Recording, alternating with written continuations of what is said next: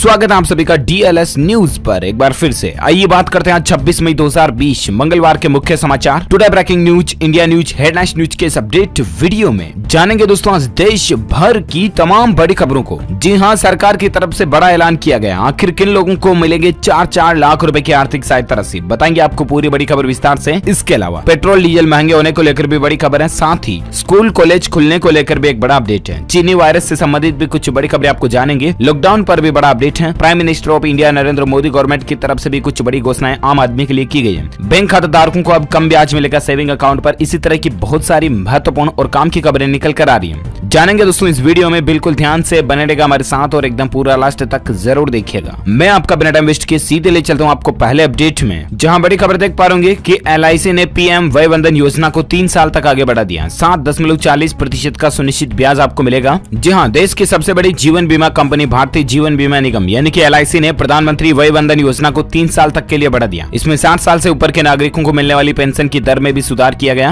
और अब इसके कुल मिलाकर के 31 मार्च 2023 लास्ट डेट है, तब तक आप इससे जुड़ सकते हैं। चलिए अगला अपडेट है कि मध्य प्रदेश में स्कूल विद्यार्थी किताबों में पढ़ेंगे चीनी वायरस के संक्रमण से जुड़े सुरक्षा के उपाय। जी हाँ, मध्य प्रदेश शिक्षा बोर्ड जो है ना दोस्तों, वो अब स्कूल के सिलेबस में स्टूडेंट्स के किताबों के पाठ्यक्रम में इस चीनी वायरस से संबंधित सुरक्षा के उपायों को भी शामिल करने जा रहा। इस साल से सिर्फ 9वीं और 11वीं के बच्चे इस संदेश को पढ़ पाएंगे। ये अच्छी बात है ताकि स्टूडेंट्स छात्र छात्राएं अलर्ट होंगे, जागरूक होंगे। चलिए अगली खबर है, मणिपुर में आया 5.5 की तीव्रता का भूकंप। लोग बाग घरों से बाहर निकल चुके थे। जहां देश के उत्तर पूर्वी राज्य मणिपुर में दोस्तों सोमवार को भूकंप के झटके महसूस किए गए। मणिपुर में रात 8:12 पर लोगों ने भूकंप के झटके महसूस किए। लोग बाग घरों से बाहर भी आ गए और तीव्रता भी 5.5 थी। हालांकि यह गनीमत रही दोस्तों की जानमाल का नुकसान होने की खबर नहीं है। चलिए अगला अपडेट है, राजस्थान और मध्य प्रदेश के बाद अब उत्तर प्रदेश की तरफ बढ़ा है खतरनाक टिड्डी दल। कई जिलों में अलर्ट घोषित किया गया। मौसम विभाग की तरफ से अलर्ट घोषित किया गया। आपको बता दें कि पाकिस्तान के समीपवर्ती इलाकों से फसलों को तबाह करने के बाद टिड्डियों का दल राजस्थान के जयपुर पहुंच गया। सोमवार सुबह टिड्डियों का एक बड़ा झुंड जयपुर के परकोटा क्षेत्र में बड़ी चौपड़ और आसपास के इलाकों में देखा गया और इस दल के हमले को देखकर लोग अपने घरों में पेड़ पौधों को बचाने में लग गए। और अब दोस्तों उत्तर प्रदेश की तरफ भी आगे बढ़ रहा है। किसान भाई लोगों को चेतावनी दी गई है। चलिए अगली खबर है कि कोटक महिंद्रा बैंक ने सेविंग अकाउंट पर मिलने वाले ब्याज में कटौती कर दी है। नई ब्याज दरें लागू हो चुकी है ऑलरेडी रात से ही। जहां कोटक महिंद्रा बैंक ने दोस्तों सेविंग बैंक अकाउंट पर 1 लाख रुपए तक के जमा पर अब 3.5% ब्याज मिलने की बात कही है, जबकि 1 लाख से ज्यादा जमा होने पर 4% सालाना ब्याज देने का फैसला किया। बाकी एनआरआई यानी कि गैर निवासी बाहरी और गैर निवासी साधारण को 3.5% ब्याज ही मिलेगा। नए रेटें 25 मई से लागू हो चुकी है। पहले कितना ब्याज था तो आप देख सकते हैं, 4.25 और 4.5 ब्याज था, जिसको घटाकर 3.5 और 4 कर दिया है ना। चलिए अगली खबर है कि चीनी वायरस के संक्रमण के खतरे के चलते अब 15,000 केंद्रों पर होगी सीबीएसई की बाकी बची हुई परीक्षाएं। जहां चीनी वायरस के खतरे को देखते हुए सीबीएसई की 10वीं और 12वीं की जो बाकी बचे हुए एग्जाम्स है ना, वो देश के तकरीबन 15,000 परीक्षा केंद्रों पर आयोजित किए जाएंगे। क्योंकि दोस्तों एक्चुअल मैटर ये है कि छात्र छात्राओं के बीच सोशल डिस्टेंसिंग को बनाए रखने के लिए क्योंकि ज्यादा जगह की जरूरत पड़ती है और इसलिए एक रूम में सिर्फ आधे स्टूडेंट्स ही बैठ पाएंगे और इसके चलते दोस्तों परीक्षा सेंटर्स की संख्या लगभग जस्ट डबल रखनी पड़ेगी और इसीलिए सीबीएसई बोर्ड की तरफ से ये फैसला लिया गया। इसको लेकर शेड्यूल भी आप ऑफिशियल सीबीएसई वेब पोर्टल पर जाकर के चेक कर सकते हैं। चलिए अगली खबर है, बिहार गवर्नमेंट की तरफ से राहत की खबर है। इस चीनी वायरस से जिन लोगों की जान जाएगी उनके परिवारजनों को 4-4 लाख रुपए की आर्थिक सहायता राशि दी जाएगी। जहां बिहार राज्य के अंदर मरीजों की संख्या लगातार बढ़ती जा रही है और इसी बीच बिहार राज्य सरकार ने चीनी वायरस से जान जाने वाले लोगों के परिवारजनों को 4-4 लाख रुपए आर्थिक सहायता राशि देने की भी घोषणा की है। इसमें एक व्यक्ति के परिजन को 4 लाख रुपए दिए भी जा चुके हैं। चलिए अगली खबर है, आज रात से दोबारा सील होगी गाजियाबाद दिल्ली बॉर्डर। जी हाँ, आपको बता दें गाजियाबाद जिले में चीनी वायरस के मामलों की बढ़ती संख्या को देखते हुए लॉकडाउन सेकेंड के जैसे ही एक बार फिर प्रशासन ने दिल्ली बॉर्डर सील करने का फैसला लिया है। इसके तहत सोमवार आधी रात से ऑलरेडी दिल्ली बॉर्डर को सील कर दिया गया। चलिए अगली खबर है, चीनी वायरस के संकट के बीच हिमाचल सरकार ने 2 जिलों में 30 जून तक लॉकडाउन को बढ़ा दिया। जी हाँ, 30 जून तक लॉकडाउन बढ़ने को लेकर एक बड़ी खबर है। आपको बता दें देश में चीनी वायरस का खतरा लगातार बढ़ता जा रहा है। मामलों की संख्या में भी बढ़ोतरी हो रही है। आगे आपको बताएंगे ताजा आंकड़े, लेकिन इसी बीच आपको बता दें हिमाचल प्रदेश गवर्नमेंट ने एक बड़ा फैसला लिया। 2 जिलों में 30 जून तक लॉकडाउन को बढ़ाने का फैसला किया गया। हिमाचल प्रदेश के हमीरपुर और सोलन जिले में इसी चीनी वायरस के बढ़ते मामलों को देखते हुए 30 जून तक कर्फ्यू को बढ़ा दिया। यानी कि यहाँ पर 1 जून से लॉकडाउन का 5वां चरण लागू हो रहा, जबकि आपको पता होगा देश भर में लॉकडाउन 31 मई तक ही लागू है। और आगे देखते हैं 31 मई के बाद या उससे पहले prime minister of India Narendra Modi government यानी कि केंद्र सरकार की तरफ से क्या और नया फैसला या बड़ा ऐलान आता, मैं आपको जरूर बताऊंगा डीएलएस न्यूज के ऊपर। फिलहाल अपन आगे बढ़ते हैं। अगली खबर में देख पा रहे एमएसएमई पर सरकारी एजेंसियों का 5 लाख करोड़ रुपए का बकाया इतने दिन में चुकाने का वादा किया। जहां इस बकाये को लेकर नितिन गडकरी ने कहा दोस्तों की केंद्र सरकार ने यह निर्णय लिया कि उसके मंत्रालय और सार्वजनिक क्षेत्र के उपक्रम 45 दिनों के भीतर एमएसएमई का बकाया चुका देंगे। अच्छी बात है। साथ ही अगली खबर है कि मध्य प्रदेश में देखिए आप, टिड्डी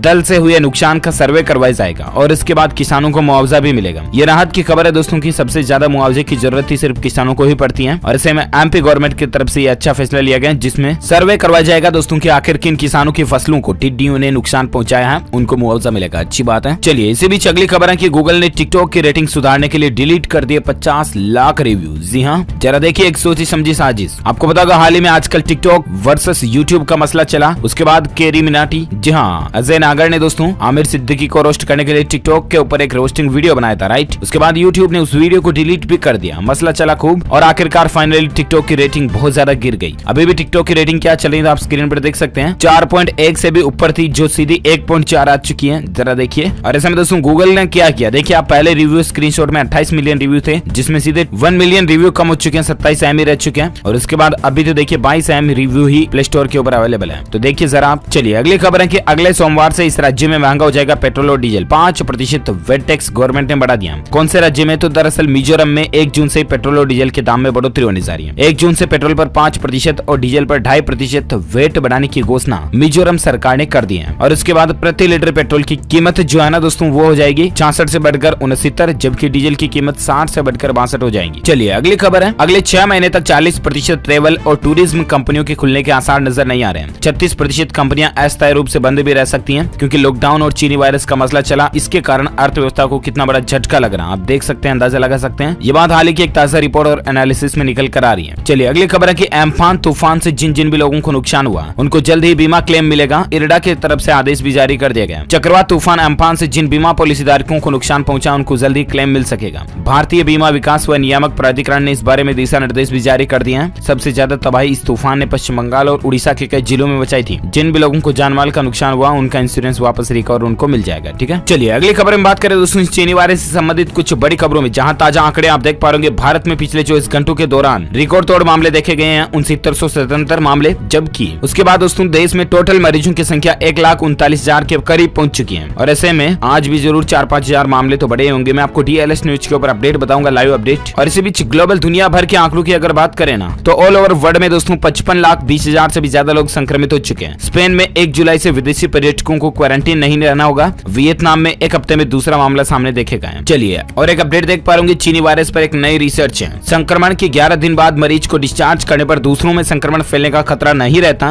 भले ही टेस्ट पॉजिटिव नजर आए। लेकिन फिर भी एक बार अगर मरीज रिकवर हो गया, डिस्चार्ज हो गया हॉस्पिटल से, तो फिर उससे संक्रमण फैलने का खतरा नहीं है। ये राहत की बात है, रिसर्च में अच्छा खुलासा हुआ। और इसी बीच अगली खबर है दोस्तों, ब्रिटेन के अंदर प्रधानमंत्री बोरिस जॉनसन ने 1 जून से स्कूल खोलने का ऐलान कर दिया विरोध के बावजूद भी। क्या लगता है आपको दोस्तों की ब्रिटेन गवर्नमेंट ने फैसला सही लिया है, यस अथवा नो? आप मुझे नीचे कमेंट करके बताना जरूर। और इसी बीच अगली खबर है कि देश में दोस्तों टोटल 4172 लोगों के जान जाने की खबर है। वहीं चीनी वायरस से एक दिन में 148 मरीजों ने दम तोड़ा। मुंबई में 1000 से ज्यादा जाने वाला देश का इकलौता शहर बन चुका है। मध्य प्रदेश में अब तक 300 लोगों की जान गई है। ये कुछ ग्राफ, डिटेल और आंकड़े भी ताजा आप स्क्रीन पर देख सकते हैं। चलिए इसी बीच अगला अपडेट है कि 90 रुपए के खर्च पर सिर्फ 30 मिनट में आपको इस चीनी वायरस की रिपोर्ट मिल जाएगी कि आप पॉजिटिव हो या नेगेटिव हो। RT लैंप टेस्ट लाने की तैयारी में रिलायंस कंपनी इस पर काम कर रही है। अच्छी बात है, देखते हैं और आगे क्या अपडेट आता है रिलायंस की तरफ से, मैं आपको जरूर बताऊंगा DLS न्यूज के ऊपर। फिलहाल अगली खबर है दोस्तों की चीनी वायरस से बचाव के लिए होम्योपैथी को बड़ी सफलता मिली है। महीने में सिर्फ 6 दिन ये दवाई खानी है और आपको इस चीनी वायरस में काफी ज्यादा लड़ने की पावर हासिल होगी। पूरी दुनिया इस वक्त चीनी वायरस से लड़ने के लिए वैक्सीन तैयार कर रही है, जिसमें भारत भी शामिल है। लेकिन इसके साथ ही अब भारत में होम्योपैथी का भी इस लड़ाई में योगदान दिया जा रहा है। कुल मिलाकर के दोस्तों होम्योपैथी की मदद से लोगों में रोग प्रतिरोधक क्षमता यानी कि इम्यूनिटी पावर बढ़ाने पर काम किया जा रहा है। अच्छी बात है। और इसी बीच अगला अपडेट देख सकते हैं कि 30 सितंबर तक खत्म हो जाएगा चीनी वायरस। सिंगापुर के वैज्ञानिकों ने इस तरह का दावा किया दोस्तों की 30 सितंबर तक इसके खत्म होने की संभावना है ना। और एक अपडेट है दोस्तों, चीनी वायरस से प्रभावित कंपनियों के लिए $930 अरब का नया राहत पैकेज देगा जापान। जहां इससे प्रभावित कंपनियां जो है उनके लिए जापान देश ने एक अच्छा फैसला लिया। 100 लाख करोड़ येन जापान की करेंसी है। इतना राहत पैकेज गवर्नमेंट ने जारी किया, अच्छी बात है। और अगली खबर में बात करें आज के ताजा वेदर न्यूज अपडेट यानी मौसम समाचार पर नजर डालते हैं। पहला अपडेट है, भीषण गर्मी से हाल बेहाल है। मौसम विभाग ने बताया कि कब मिलेगी राहत। जहां अगले 2 से 3 दिन में दोस्तों पंजाब, छत्तीसगढ़, उड़ीसा, गुजरात, मध्य महाराष्ट्र, मराठवाड़ा, आंध्र प्रदेश, तेलंगाना, बिहार और झारखंड में कुछ कुछ जगहों पर लू चलने की संभावना है, तेज गर्म हवाएं चलेगी। और इस बीच भारतीय मौसम विभाग ने यह भी कहा कि 27 मई तक गर्मी से राहत नहीं मिलेगी। 29 से कम हो सकती है तफीस। जून के पहले हफ्ते में केरल पहुंचेगा मानसून। अच्छा, इसके अलावा मौसम विभाग का यह भी कहना दोस्तों कि 29-30 मई को आंधी और बारिश की संभावना है, जिसके चलते भीषण गर्मी और लू से भी राहत मिलेगी। तो दरअसल किन किन राज्यों में 29-30 को बारिश हो सकती है, जिसको लेकर डिटेल आप देख सकते हैं कि दोस्तों पश्चिमी विक्षोभ और पूर्वी हवाओं के कारण दिल्ली, हरियाणा और उत्तर प्रदेश में 29-30 मई को धूल भरी आंधी चलने तथा गरज के साथ छींटे पड़ने की भी संभावना है। और इसके अलावा संपूर्ण भारत के 24 घंटों के मौसम पूर्वानुमान की अगर बात करें तो आज 26 मई को अगले 24 घंटों के दौरान असम, मेघालय, अरुणाचल प्रदेश, नागालैंड, मणिपुर में मध्यम से भारी बारिश की संभावना है। और साथ ही पूर्वोत्तर भारत, उप हिमालय, पश्चिम बंगाल, सिक्किम और दक्षिण कर्नाटक के कुछ हिस्सों में भी हल्की बारिश हो सकती है। बाकी भारत के दूसरे राज्यों में भीषण गर्मी पड़ेगी, हवाएं चली रही गर्म, आपको पता होगा। चलिए अगली खबर है कि पंजाब नेशनल बैंक, ओबीसी यानी कि ओरिएंटल बैंक ऑफ कॉमर्स और यूनाइटेड बैंक में अगर आपका खाता इन तीनों में से किसी में भी एक में, तो आपको जरूर जान लेनी चाहिए कुछ बातें, क्योंकि इन तीनों ही बैंकों का मर्जर हो चुका, आपको पता होगा। और मर्जर के बाद आपके चेकबुक और पासबुक का क्या हाल होगा, तो इसको लेकर दोस्तों पंजाब नेशनल बैंक ने हाल ही में एक ट्वीट किया। ट्वीट भी आप देख सकते हैं और ट्वीट में क्या लिखा है। तो दरअसल बहुत सारे लोगों के मन में ये सवाल है कि इन तीनों ही बैंकों के विलय के बाद क्या होगा आखिर इन बैंक के ग्राहकों की चेकबुक, पासबुक, एटीएम कार्ड वगैरह वगैरह का, राइट। तो आप बैंक का कहना है दोस्तों की फिलहाल आप टेंशन ना लें, क्योंकि ये सभी चीजों में कोई भी बदलाव नहीं होगा। आपके मौजूदा account number, IFSC code, MICR, debit card आदि सब कुछ वैलिड रहेंगे, ठीक है, कोई बदलाव नहीं किया जाएगा। इसके अलावा जिन लोगों ने पहले KYC कंप्लीट करा रखी उनकी भी KYC कंप्लीट ही मिलेगी, ये फैसला है। और इसी बीच अगली खबर है कि देश के 200 शहरों में शुरू हो चुकी है जियो मार्ट की सर्विस। भारी डिस्काउंट पर आपको सामान खरीदने का मौका मिल रहा है। जी हाँ दोस्तों, लॉकडाउन के बीच रिलायंस इंडस्ट्रीज ने अपना एक नया प्रोडक्ट जो लॉन्च किया, Jio mart online grocery shopping portal. इसको जियो ने चालू कर दिया और जियो मार्ट की देश के 200 से ज्यादा शहरों में सेवाएं भी शुरू हो चुकी हैं। कंपनी प्रोडक्ट के MRP पर 5% तक का डिस्काउंट ऑफर दे रही है। KPMG के अनुमान के मुताबिक देश में ई कॉमर्स मार्केट के 2027 तक ई कॉमर्स मार्केट के $200 अरब